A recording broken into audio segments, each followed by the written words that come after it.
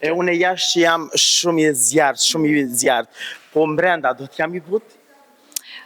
Nuk e besoj, ti e flak fare. Unë mendoj që duhet ta marrim pak me sportivitet, eksperiencën brenda në fermë. Është një eksperiencë që vjen vetëm një herë në jetë, zgjat vetëm 3 muaj dhe ndonjëherë debatet që krijohen aty brenda kur ti del jashtë dhe i shikon thua pse. Okej, a futni bashk? Për ca ditë? Për ca ditë. Po, Mos mi tregu. Që jam këtu me Diteën, e cila ishte vet pjesë e fermave VIP. Përshëndetje Ditea. Përshëndetje të gjithëve.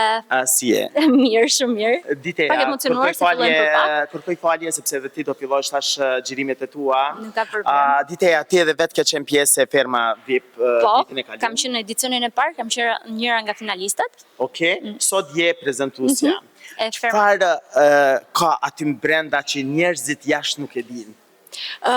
Nuk e din nëse arrihet të perceptohet ajo energjia aq e mirë që t'jep ferma, natyra, ne që jemi rritur në qytete dhe nuk e përjetojmë shumë jetën e fshatit, mendoj që është një terapi shumë e mirë që të gjithë duhet ta provojnë.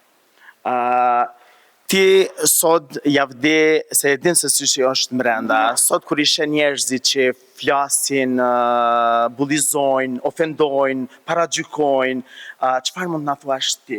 Unë mendoj që duhet ta marrim pak me sportivitet, eksperiencën brenda në fermë. Është një eksperiencë që vjen vetëm një herë në jetë, zgjat vetëm 3 muaj dhe ndonjëherë debatet që krijohen aty brenda kur ti del jashtë dhe i shikon thua pse dhe aq më tepër nuk artistët që marrin pjesë në ferma VIP nuk duhet të bullizojnë dhe nuk duhet të jenë në anën e bullizuesve apo nuk duhet të japin komente negative dhe nuk duhet të shfaqin anë të këqija të karakterit. Por duke qenë që je live, është pak e vështirë që ti ta kontrollosh veten.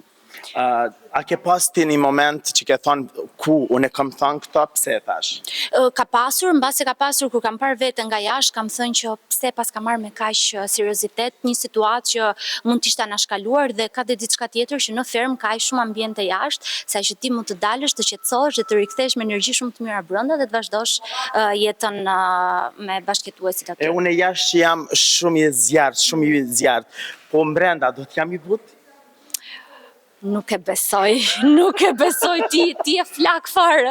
A më kishe imagjinu mbrenda fermës? Po, a mendon që do ishe bërë ndonjëherë pjesë nëse t'jepet ftesa, do e kishe a ditë bësh punë fshati? Po, gjitha.